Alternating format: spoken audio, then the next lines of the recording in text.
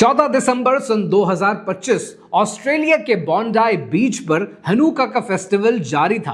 रंग थे, खुशियां थी, रोशनियां थी, पर अचानक गोलियों की आवाजें आने लगती हैं। 16 से ज्यादा लोग मारे गए, 40 लोग जख्मी हुए, 2 शूटर्स को आइडेंटिफाई किया गया और इस पूरी कहानी से एक ऐसा हीरो इमर्ज करता है, सामने आता है, जो पूरे नैरेटिव को बदल कर रख देता है। इंटरनेशनल मीडिया कोट करता है कि यह इस्लामिक टेररिज्म है। इस्राइल के वजीर आजम बेंजामिन नेतन्याहू ऑस्ट्रेलिया के वजीर आजम पर इल्जाम लगाते हैं कि हमारे कहने के बावजूद सिक्योरिटी ब्रीच को ऑस्ट्रेलिया रोक नहीं पाया। Your government did nothing to stop the spread of anti-Semitism in Australia. You did nothing to curb the cancer cells that were growing inside your country. You took no action. You let the disease spread, and the result is the horrific attacks on Jews we saw today. और इस सारी कहानी में अगर आपकी नजर social media पे पड़ती है ना, आप हैरान हो जाएंगे कि लोग डिवाइडेड हैं। आधे लोग बात करते हैं कि ये एक फॉल्स फ्लैग ऑपरेशन है जो इसराइल की सीक्रेट एजेंसी मोसाद ने करवाया है, और आधे लोग बात कर रहे हैं कि दुनिया में एक बार फिर एंटी सेमिटिज्म अपनी जड़ें मजबूत कर रहा है और कौम यहूद को इस दुनिया में खतरा है। लेकिन ये दास्तान इससे कहीं ज्यादा गहरी है। कहानी क्या है, आइए समझते हैं।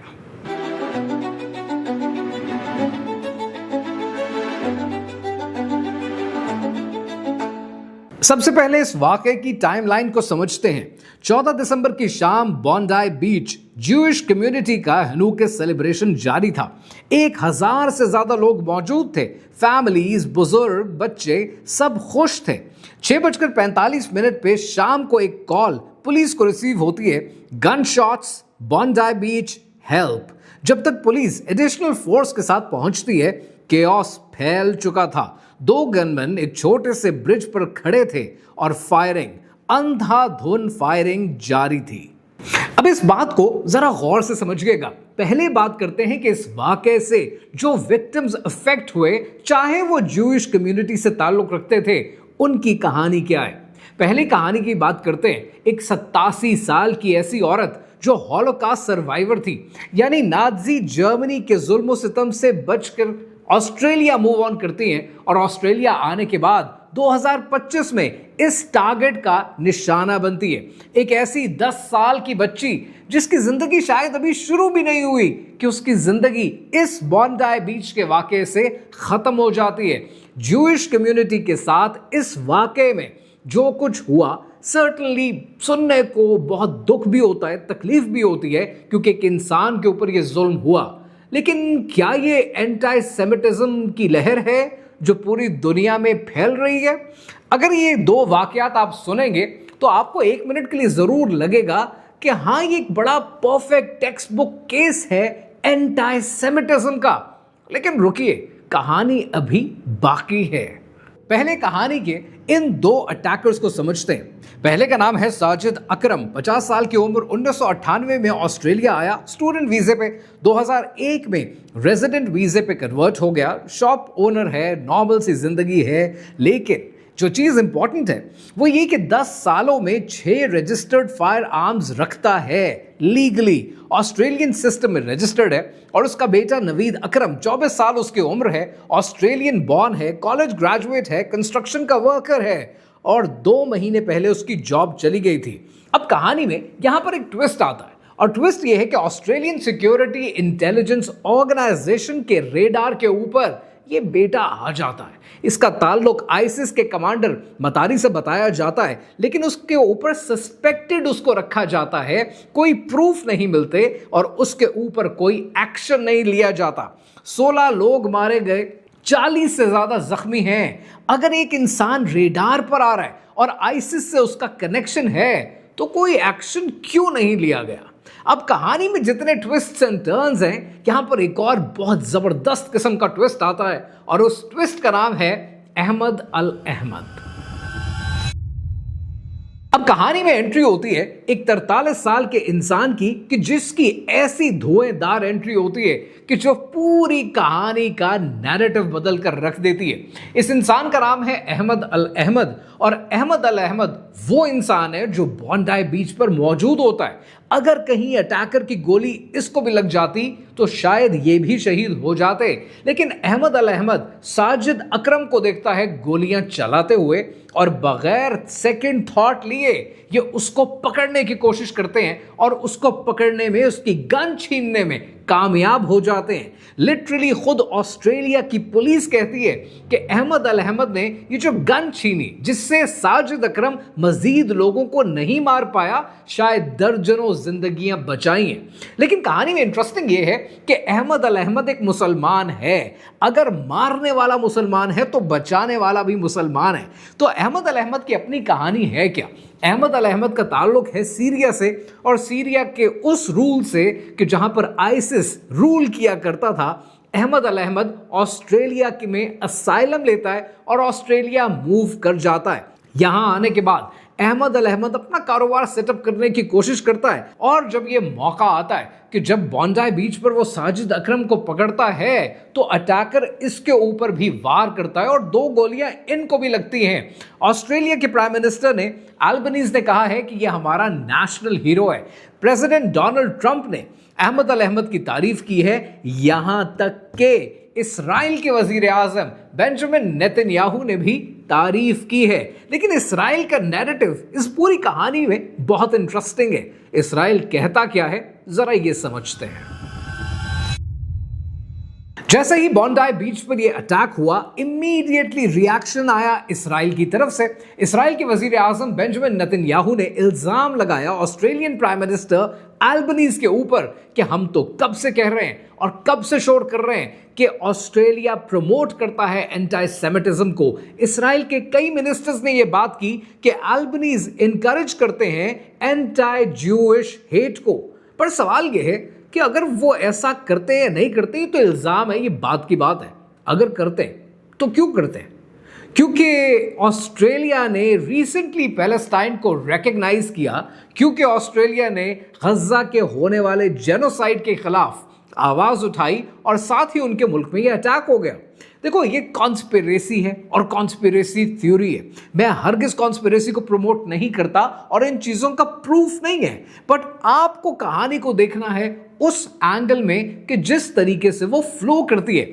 मैं बात कर रहा हूं उन लोगों की जो इसको false flag operation social media के ऊपर ऑलरेडी कह रहे हैं। अब यहां पर मुझे एक फिल्म याद आती है। 2012 में टॉम क्रूज की एक मूवी आई थी और उस मूवी का नाम था जैक रीचर। अब उस कहानी के अंदर एक ऐसा स्नाइपर होता है जो 5 लोगों को मार देता है। सीसीटीवी की फुटेज अवेलेबल होती है, बुलेट्स अवेलेबल होती हैं, गन अवेलेबल होती है, और ये सब चीजें एक ही इंसान की तरफ निशानदही करती हैं जिसका नाम होता है जेम्स बार। एक एक्स मिलिट्री ऑफिशियल होता है, परफेक्ट सस्पेक्ट होता है, और पुलिस कहती है कि ये perfect open and shut case है, इसकी तरफ निशानदही करते हैं, इसी को अरेस्ट करते हैं। लेकिन फिर कहानी में एक ट्विस्ट आता है, टॉम क्रूज की एंट्री होती है और टॉम क्रूज लोगों को पता है क्या बताता है? वो लोगों को ये सिखाता है, आपको और मुझे ये सिखाता है कि कहानी के अंदर जब बहुत सारे इत्तफाकात इकट्ठे होते हैं तो जरूर कुछ ना कुछ गड़बड़ होती है। टॉम क्रूज ये सिखाता है कि हमेशा ये देखो कि बेनिफिशियरी है कौन। हर कॉन्स्पिरेसी में, हर ऐसे बड़े वाकये में आपको ये देखना होता है कि बेनिफिशियरी कौन है। सो लिहाजा क्विकली देखते हैं कि मान लीजिए 1 मिनट के लिए उन लोगों की बात जो ये कहते हैं कि ये एक फॉल्स फ्लैग ऑपरेशन है, तो कौन कौन से रेड फ्लैग्स हैं इस फॉल्स फ्लैग ऑपरेशन में। पहला red flag, perfect timing. Hanukkah का पहला दिन, 1000 से ज्यादा लोग मौजूद हैं, जूइश कम्युनिटी का इवेंट है, मैक्सिमम कैजुअलिटीज यहां पर हो सकती हैं। ये परफेक्ट टाइमिंग लगती है। इमीडिएटली हनुका की सेलिब्रेशन का पहला दिन कोई ऑलरेडी प्लान करके बैठ गया? लुक्स लाइक अ रेड फ्लैग। दूसरा रेड फ्लैग है ASIO की एंगेजमेंट का। ऑस्ट्रेलियन इंटेलिजेंस ऑर्गेनाइजेशन के सिस्टम के ऊपर मतारी के साथ कांटेक्ट के बावजूद नवीद अकरम को क्यों नहीं पकड़ा गया जब वो आपके पास सिस्टम पर ऑलरेडी मौजूद था। ऑस्ट्रेलियन इंटेलिजेंस कहती है कि हमारे पास बहुत ज्यादा एविडेंस नहीं थे, ये पता था कि मुलाकातों का एक सिलसिला है। एविडेंस थे नहीं या एविडेंस को इग्नोर किया गया, दैट्स अ मेजर क्वेश्चन। तीसरा रेड फ्लैग ये है कि गन रजिस्ट्रेशन सिस्टम, ऑस्ट्रेलिया में जितने गन लॉज हैं वो ऑलरेडी बहुत स्ट्रिक्ट है। एक इंसान जिसके पास 6 फायर आर्म्स हैं, 10 साल से है, सिस्टम पे आपके ऊपर आ रहा है, रेडार उसको पकड़ रहा है कि भाई ये सिस्टम में नजर आ रहा है, इसको पकड़ने की जरूरत है, और आप उसको जाने देते, ये तीसरा रेड फ्लैग। फिर quick closure, and that's a fourth red flag which is a very important one. और उसकी वजह यह है कि अभी केस शुरू हुआ, साथ ही आपने लोगों के नाम ले दिए, साथ ही आपने लोगों को पकड़ लिया, एक काउंटर नैरेटिव साथ ही आपके पास मौजूद था, इंटरनेशनल मीडिया रेडी था इसको इस्लामिक टेररिज्म कहने के लिए। ये तो अल्लाह भला करे अहमद अल अहमद का, कि अगर 1 मिनट के लिए इमेजिन करें अहमद अल अहमद की तरह कोई और नेशनैलिटी या किसी और रिलीजन का इंसान होता, जिसका रिलीजियस बिलीफ शायद कुछ और होता, तो शायद ये पूरा नैरेटिव ही बदल जाता। एक मुसलमान ने अगर हमला किया तो एक मुसलमान ने ही उसको रोका, पूरे नैरेटिव की कहानी ही बदल गई। सो ये चौथा रेड फ्लैग है, जिसकी वजह से जैक रीचर मूवी का वो डायलॉग याद आता है कि जिसमें वो कहता है कि this isn't about the evidence, it's about who benefits. अब सवाल यह है कि बेनिफिट होता किसको है। मान लीजिए कि अगर इसराइल को बेनिफिट होता है तो पहला बेनिफिट यह है कि एंटी सेमिटिज्म नैरेटिव स्ट्रांग हो जाएगा, इसराइल उसको दुनिया भर में कैश कर सकता है। ऑस्ट्रेलिया के ऊपर प्रेशर बढ़ जाएगा क्योंकि उन्होंने पैलेस्टाइन को रिकॉग्नाइज किया, गजा के जेनोसाइड पर आवाज उठाई, गजा के जेनोसाइड से अटेंशन हट जाएगी और फलस्तीन की जितनी सपोर्ट ऑस्ट्रेलिया से मिलती है, दुनिया में इतना बड़ा मुजाहिरा हुआ ऑस्ट्रेलिया के अंदर, ऑस्ट्रेलिया के शहरों के अंदर इसराइल के खिलाफ फलस्तीन की सपोर्ट में, उस नैरेटिव को कर्टेल करने का मौका मिल जाएगा। ऑस्ट्रेलिया को क्या बेनिफिट होता है?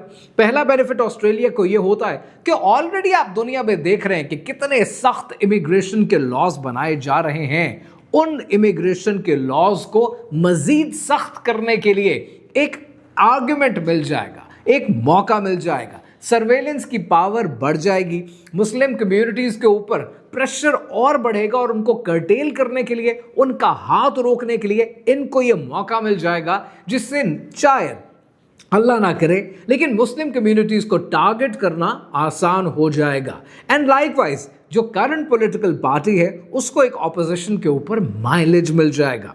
इसके अलावा बहुत सारे हिडन प्लेयर्स भी मौजूद हैं। इसराइल और इंडिया का जो नेक्सस है वो मजीद मजबूत हो जाएगा, क्योंकि कहानी में कहीं ना कहीं सुनने को आपको ये मिलता है कि ये अटैकर्स इंडिया से आए थे और नेबर्स ने इस बात को कंफर्म किया है।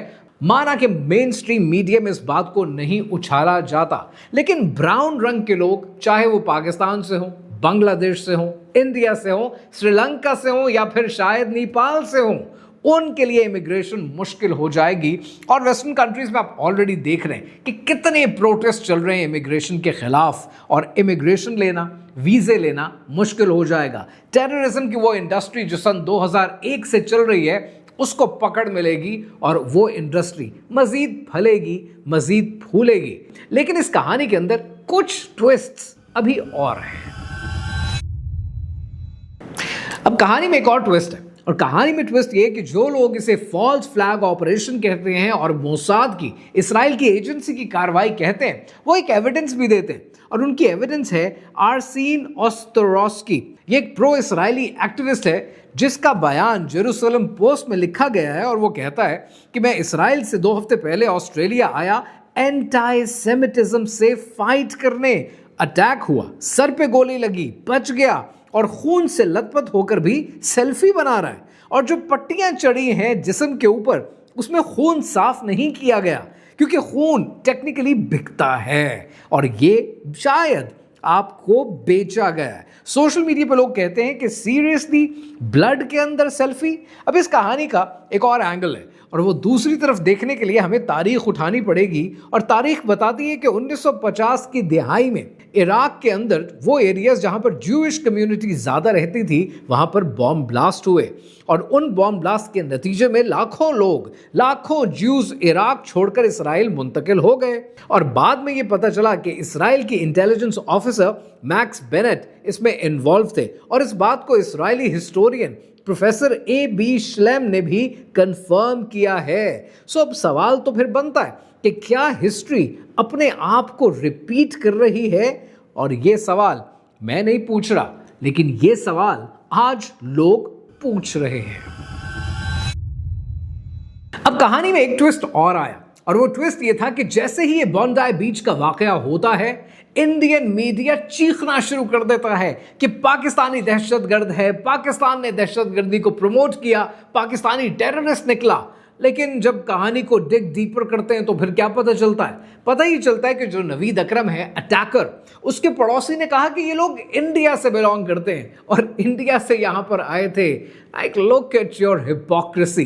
इंडिया के प्रोपेगेंडा की हाइट चेक करें। अभी रिसेंटली जो धुरंधर मूवी रिलीज हुई, उस फिल्म का आखिरी डायलॉग है almost towards the end of the film और वो डायलॉग है कि इस दुनिया में जहां कहीं दहशतगर्दी होती है उसके पीछे पाकिस्तान का हाथ होता है। In fact, evidence has shown that directly or indirectly इस दुनिया में हो रहे ऑलमोस्ट हर टेररिस्ट अटैक के पीछे पाकिस्तान का हाथ है। लाइक लिटरली दुनिया में कहीं भी दहशतगर्दी होती है पाकिस्तान का हाथ होता है। लेकिन ये जो टेररिस्ट थे बॉन्डाई बीच के, ये तो इंडियन निकले, ये तो हैदराबाद से निकले, आपके बैकयार्ड से 6 ट्रिप्स कर चुके अपने पासपोर्ट के ऊपर। इस पर आप क्या कहेंगे? यही वो प्रोपेगेंडा है जो आप दुनिया को बेचने की कोशिश करते हैं, पाकिस्तान जैसे अपने पड़ोसियों को बदनाम करके, लेकिन अपने गरेबान में झांकने की कोशिश नहीं करते।